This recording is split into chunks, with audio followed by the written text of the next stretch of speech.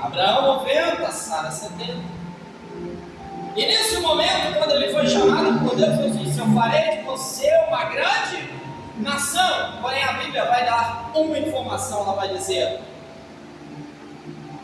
havia cessado o costume das mulheres.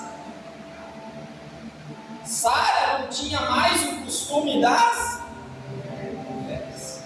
E qual é o costume das mulheres? É que chegando aos 12, 13 anos, um pouquinho mais, um pouquinho menos, a menina, a mocinha, vai virar mulher, porque o seu corpo sofre uma transformação e ela vai ganhar a capacidade de gerar uma criança, e o corpo prepara para fazer a casinha da criança. Eu gosto do jeito que a missionária Miriam, ela ensina isso. Ela fala: é a casinha do bebê. Quando não tem a oportunidade, o filho gerado não está dentro do casamento, simplesmente a casa vai embora, e aí vai esperar a próxima oportunidade, porque aquilo ali é a casinha do bebê, é a oportunidade da mulher gerar a vida. Porém, para ela gerar vida, ela vai sentir dor. E que dor, né, irmãs? O homem não sabe o que é isso, né? Uma vez por mês, não falha, lá vem. O que é isso?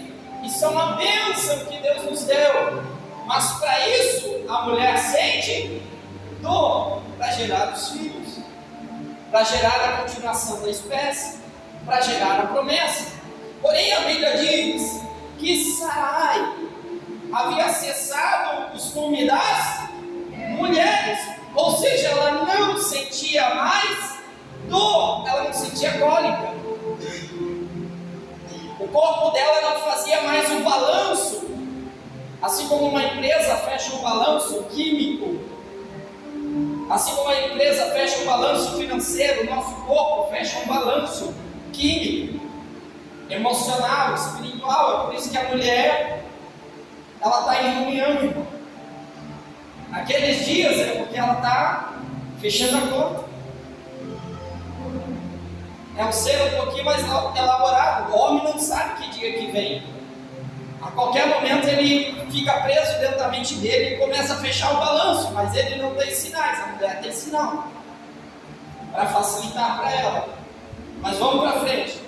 A Bíblia diz que para Sarai viver a promessa, Deus tem que tocar e regular a menstruação de Sarai, uma mulher de 70 anos. É possível pelos olhos humanos, sim ou não? Não, mas para Deus tudo é possível. Ou seja, para gerar a promessa, muitas vezes você vai ter que voltar a sentir incômodo. Para gerar a promessa, Sarai teve que voltar a sentir dor. Para gerar a promessa, Sarai teve que voltar a sentir incômodo. Para gerar a promessa, Abraão teve que lidar com coisas que ele achou que ele não ia lidar mais. Para gerar a promessa, Abraão descobriu que ele ia ter que voltar a comprar chocolate, voltar a preparar uma cesta de café da manhã e amansar a onça, tocar com uma vara bem longa, bem longe. É uma onça em cativeiro, não pode chegar muito perto, zona perigosa, zona proibida. Ele vai ter que reaprender. Por quê? Porque na nossa vida, para que um milagre aconteça, muitas das vezes Deus mexe em coisas que para nós são incomodativas. Para nos tirar da zona de conforto, muitas vezes Deus mexe, Deus toca em algo que para nós é incômodo. E aí você conhece a história: Sarai vai gerar e vai nascer Isaac, filho da promessa. Agora, quando nós olhamos para a Bíblia Sagrada, nós vamos olhar para isso e vamos entender que na vida dessa jovem foi algo semelhante. Com 12, 13 anos, ela voltou, ela sentiu as cólicas pela primeira vez. Ela chamou o seu pai, o pai olhou e disse: não, filha, isso aí é assunto para sua mãe, chama a sua mãe. Quando chamou a mãe disse, filha, não se assuste, é normal, a nossa matriarca passou por isso. Isso significa que depois disso você poderá casar, você poderá ser mulher, você poderá ser mãe. É, mamãe? Sim, você poderá ser como eu. Você vê como teu pai me respeita? Conjecturando. Sim, tu vê como ele me ama? Pois é, depois disso, você poderá ter alguém assim. Só que tem uma coisa, minha filha, no nosso povo tem costume, durante 7 dias, você vai morar fora da cidade. Tem um lugarzinho, uma casa, onde as mulheres que passam a mesma coisa que você, se reúnem, as mocinhas vão para lá, e você vai ficar lá 7 dias, porque você vai estar cerimonialmente impura, minha filha. E a lei de Moisés diz que você tem que sair de casa, mas é só 7 dias. Depois você volta.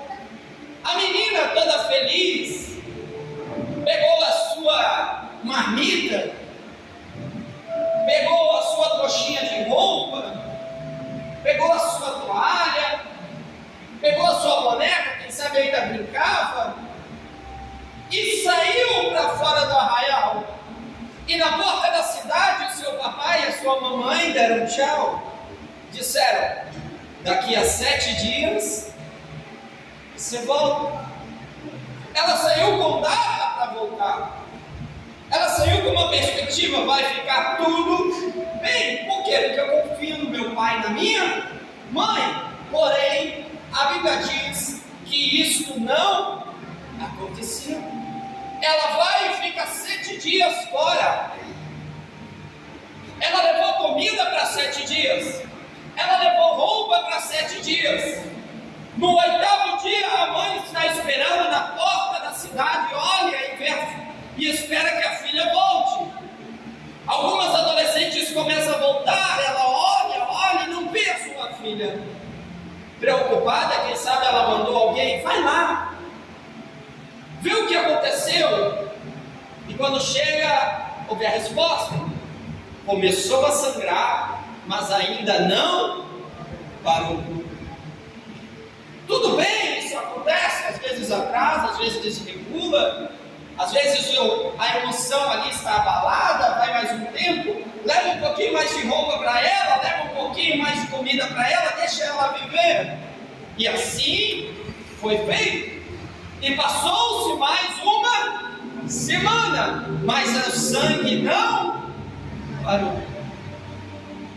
Passou-se a 3ª semana e o sangue não parou.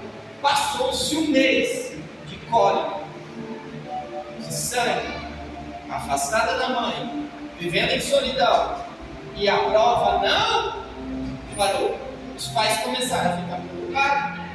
Chama os médicos de Jerusalém, contrata o melhor profissional, porque o homem luta e gasta a sua saúde para ganhar dinheiro, mas depois gasta tudo que tem para conquistar a sua saúde de volta. E quando você está doente, se o médico falar que dá um carro, resolve o teu problema, o carro você entrega, porque você quer ficar curado,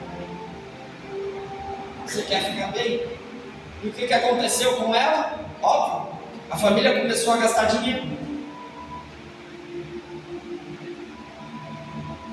mas nada resolveu.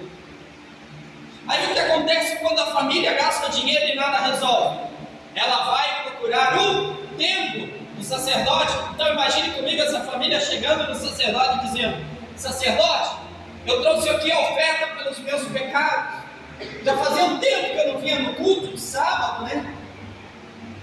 A última vez foi na virada de ano, foi lá na festa dos tabernáculos, faz 6 meses. Mas eu estou voltando aqui, ó.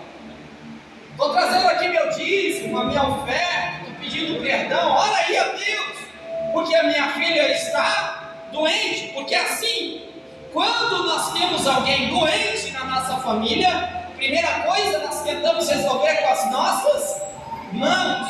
Segunda coisa, nós passamos a gastar o nosso dinheiro. Vamos buscar especialista, vamos buscar médico, aí de repente ninguém resolve. Aí onde você vai? Para a igreja.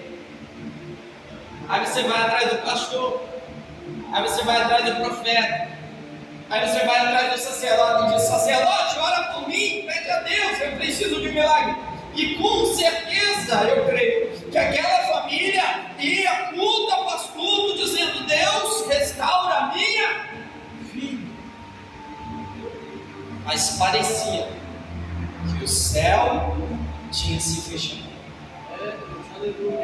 Parecia que a terra era de bronze e o céu de ferro.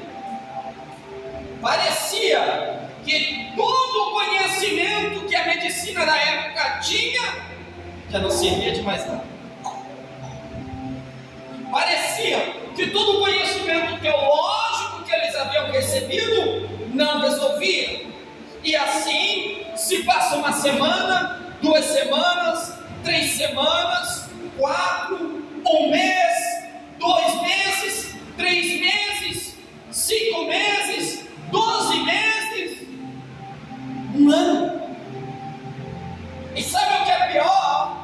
O pior é estar morando num lugar onde ela via as meninas chegarem depois dela e saírem antes dela.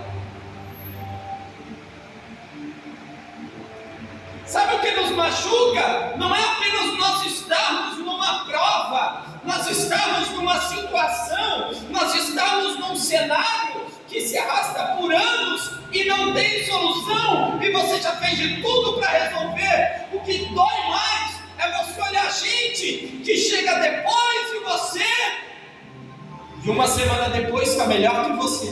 Meu Deus. Aí você olha para o céu e diz: não, só pode, o que eu pequei contra Deus, o que eu fiz?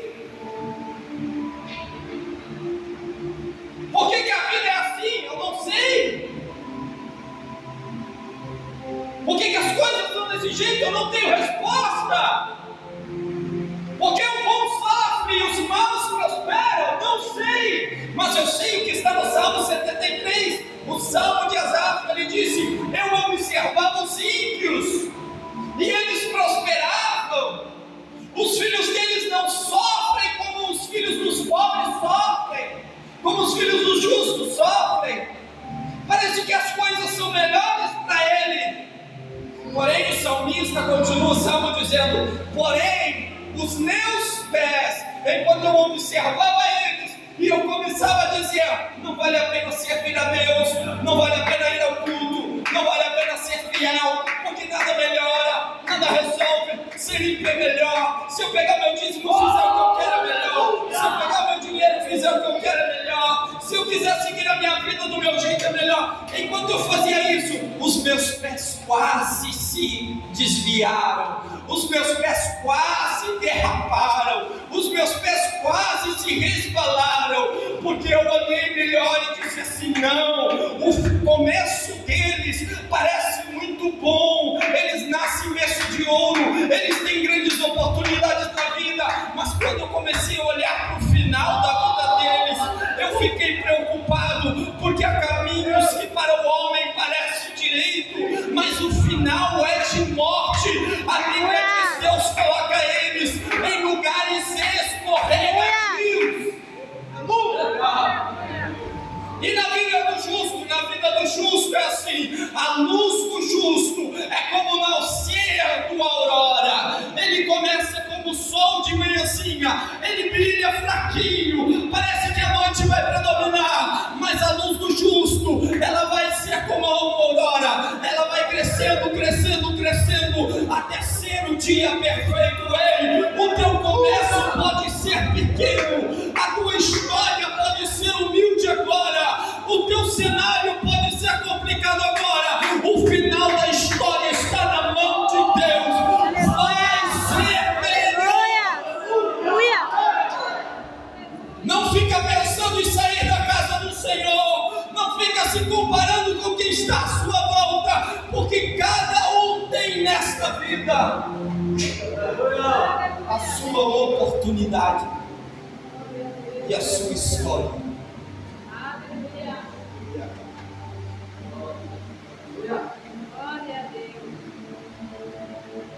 A Bíblia diz em Jó: bem-aventurado o homem que é repreendido pelo Senhor, porque depois alcançará do Senhor o favor e a bênção. Porque o seu comércio pode ter começado pequeno, mas terminará e crescerá em extrema. O fim é melhor que o começo.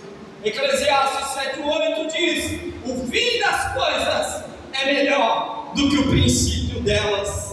Ou seja, se ainda não melhorou, é porque ainda não chegou no final. Porque quando chegar no enredo final, a história fica melhor. Quer saber de uma coisa? Eu já li a Bíblia do início ao fim. Pode ficar tranquilo. Ela termina em Apocalipse mostrando que Jesus é Rei dos Reis e Senhor dos Senhores. Ele ainda tem o controle de tudo. Não fica assustado com o meio, não fica assustado com as circunstâncias, não fica assustado com o momento presente. Lá no final, Deus tem algo preparado para a sua vida. O que você vai viver, você vai viver. Mas o que não está na tua mão, não queira viver a vida dos outros.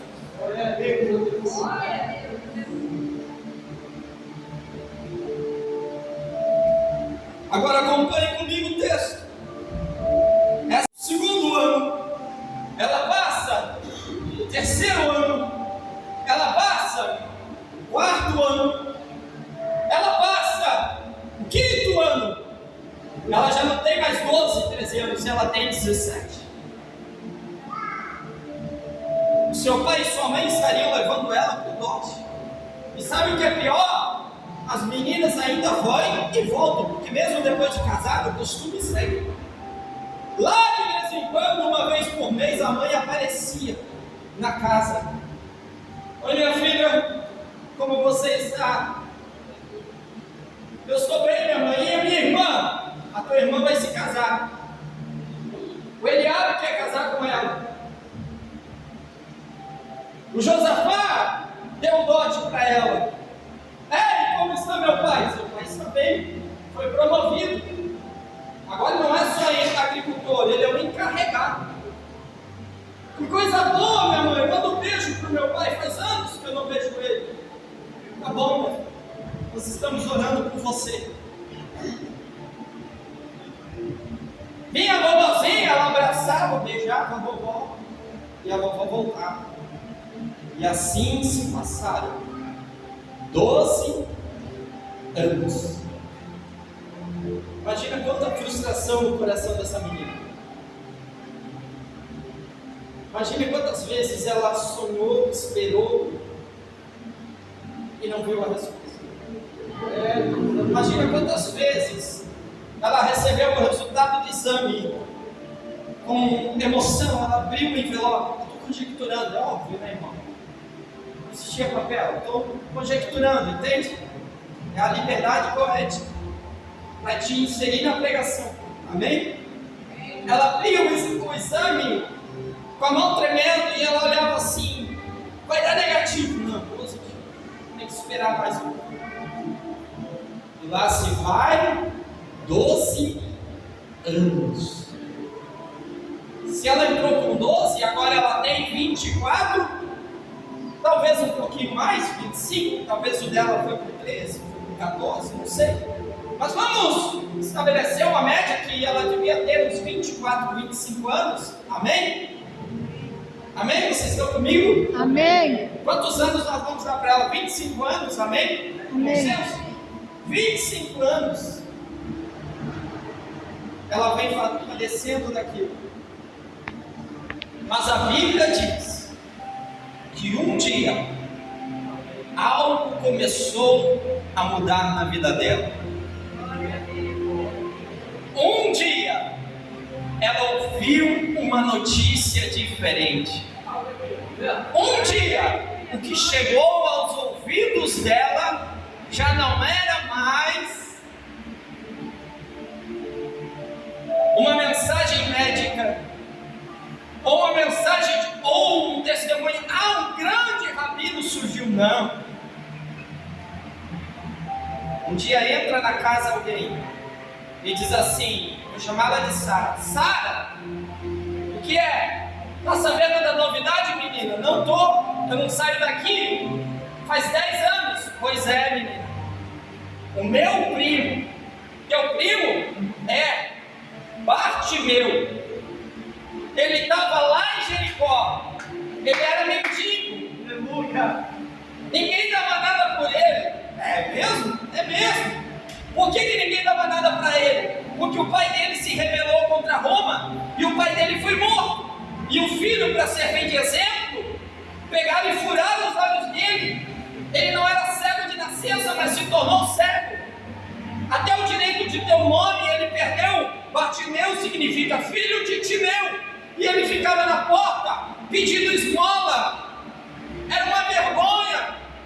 Mas o que aconteceu? Aconteceu que um dia passou um homem por lá. Aleluia! Ele era parecido com os demais. Na aparência não tinha nada que nos atraísse. Ele parecia um judeu comum, de estatura mediana, de pele meio amarelada. Mas e daí? E daí que Bartimeu escutou que ele era da tribo de Judá. E Bartimeu começou a dizer: Jesus, filho de Davi, tem misericórdia de mim. Jesus, filho de Davi, tem misericórdia de mim. E aí o que aconteceu? Aconteceu que aquele rabino parou e disse para aquele rapaz: ei, pega Bartimeu e traz aqui. Por quê? Porque Bartimeu era cego, menino. E o que aconteceu? Jesus olhou para ele e disse assim: o que queres que eu te faça? E o que Bartimeu pediu? Mas é lógico. Ele disse assim: Senhor, eu quero ver. Jesus disse: então veja. E aí? Aleluia! Ele teve que esperar a próxima campanha? Não. Foi no próximo congresso? Não, menina. Instantaneamente os seus olhos se abriram, porque ele estava diante daquele que tem todo o poder e autoridade. Se eu fosse você, eu aprendia com Bartimeu e não deixava ninguém me calar. Mas esta noite começava a dizer: Jesus, filho de Davi, passa na minha casa. Jesus, filho de Davi, passa na minha saúde. Jesus, filho de Davi, entra naquela situação que não tem jeito. Jesus, filho de Davi, eu sei que tu podes, basta apenas uma palavra, eu vou ser curado.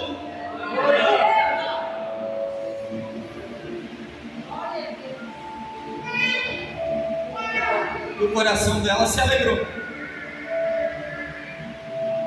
Agora era diferente, porque ela podia ter uma esperança. Passou mais um mês. Ela pensou: tudo bem, foi uma vez só. De repente chegou outra pessoa. Qual o teu nome? Isabel.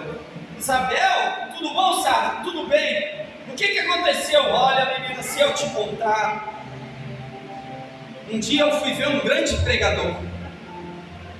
E vieram pessoas de outros países, de Tiro e de Sidom, para ouvi-lo pregar. Lá nas montanhas da Galileia, lá em cima do monte das bem-aventuranças. E o que aconteceu? Aconteceu que tinha mais de 30.000 pessoas. E é demais. Estavam todos reunidos lá e a mensagem foi boa. A mensagem foi a melhor que eu já ouvi na minha vida. Por quê? Porque ele começou dizendo assim: bem-aventurado aqueles que são pobres de espírito, porque deles é o reino dos céus. Peraí, não é pobre de dinheiro, não, pobre de espírito. Porque a tua conta bancária não interessa para Deus. Isso não é determinante para saber se você vai entrar no céu ou vai deixar de ir para lá. O que interessa é se o teu coração é pobre de espírito, ou seja, você é faminto pelo reino de Deus. Você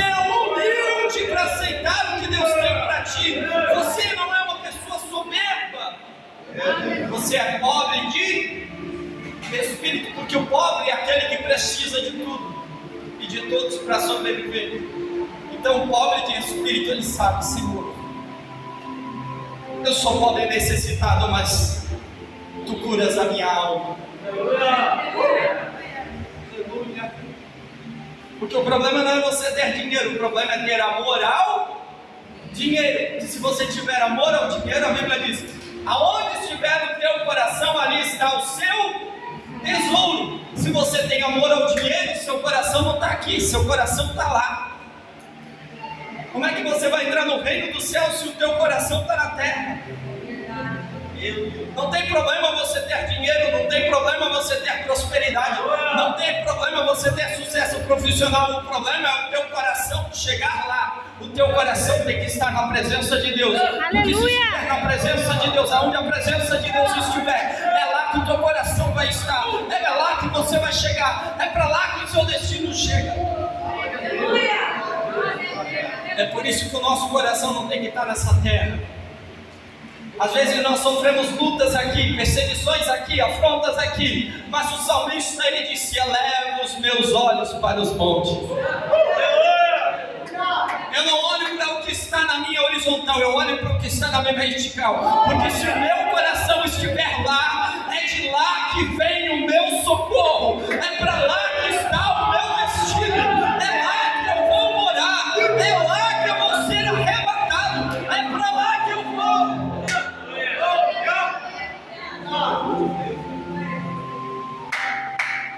E o que mais ele disse? Ele disse: bem-aventurados que choram. Ó, isso é para mim.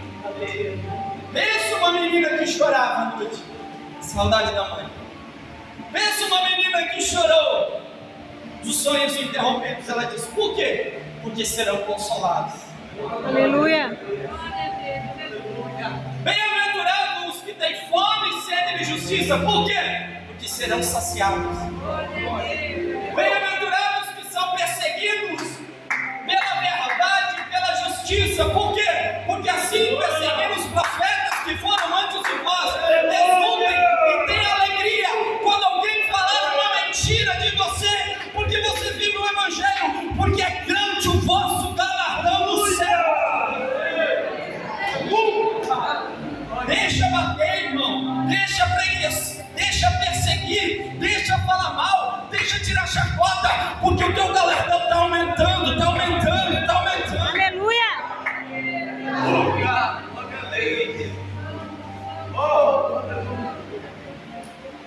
E aí ela disse: e o final disso? No final, todo mundo estava de boca aberta. Os soldados estavam lá, os políticos estavam lá, as pessoas comuns estavam lá, os ricos estavam lá. Mas para onde ele foi? Ele desceu por detrás da montanha. Ele não correu para a galera, ele não correu para ser abraçado, ele desce por detrás da montanha. Por quê? Porque ele encontrou um homem chamado Simão, o leproso. Ele era impuro, a sua doença era contagiosa. Tocar no leproso era decreto de morte. O leproso e impuro, como ela, tinham que viver fora da cidade, mas o leproso era pior, porque o leproso tinha uma doença que era contagiosa, enquanto que a da menina era cerimonialmente impura. Se tocasse nela, não podia entrar na cidade. Se você tocasse numa mulher que estivesse durante o seu período menstrual, uma dessas meninas, se tocasse nela, você não podia entrar na sinagoga, não podia entrar no culto, não podia entrar na cidade. Você tinha que acampar do lado de fora da cidade, se banhar em águas correntes, isso é, ou no rio, ou no mar, se banhar em águas correntes e depois voltar e esperar até o pôr do sol. Então ela tinha que viver separada. Mas o leproso é pior. O leproso, se você tocasse nele, você podia ficar leproso também, porque a doença era contagiosa. E o que aconteceu? O que aconteceu? Eu estava olhando assim, espiando, e eu vi que esse leproso também, ele foi chegando em Jesus, ele já foi se ajoelhando, ele já foi se prostrando. A Bíblia diz em Marcos 2, ele já dobrou o joelho, colocou a cabeça no pó e disse assim: Senhor, a tua pregação é muito bonita, eu sei que o Senhor é maravilhoso, eu estou feliz por estar aqui, mas Senhor, se tu quiser, Aleluia. eu não vou te obrigar a nada, mas se tu quiser, você pode me purificar. Aleluia. E o que a Bíblia diz? A Bíblia diz que esse rapaz, Jesus, ele não deu uma palavra e disse: fique curado, não. A Bíblia diz Jesus estendendo a mão. Aleluia. Antes de Jesus curar o corpo daquele homem, ele curou a alma daquele homem. A Bíblia diz que Jesus estendendo a mão, o tocou, o amou, se relacionou com ele. Quem sabe o escritor foi meio tímido, quem sabe Jesus deu um abraço nele e disse: meu filho, eu não fiz você para ser assim, meu filho, eu não criei você para ser excluído, derrotado, meu filho, eu não criei você para você ser assim, aflito, amargurado de espírito. Aí Deus está falando com alguém: eu estou abraçando alguém hoje, dizendo: meu filho, eu estou aqui contigo, eu quero que você seja purificado, eu quero que você saia daqui diferente, eu quero que você seja curado. Quantos sentem que Jesus, ele quer te abraçar esta noite? Só para mim ver, levante a sua mão ao céu e comece a dizer palavras bonitas para Jesus, porque enquanto você adora, Jesus está te abraçando e está dizendo: eu quero te tocar esta noite, eu quero te tocar esta noite. Jesus quer.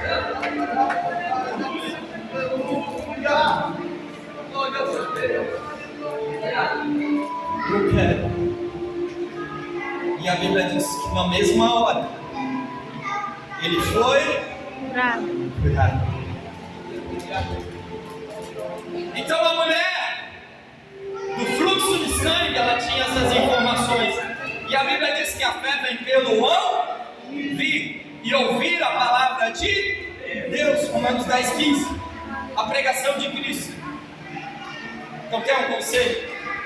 Quando estiver mal, quando você não estiver bem,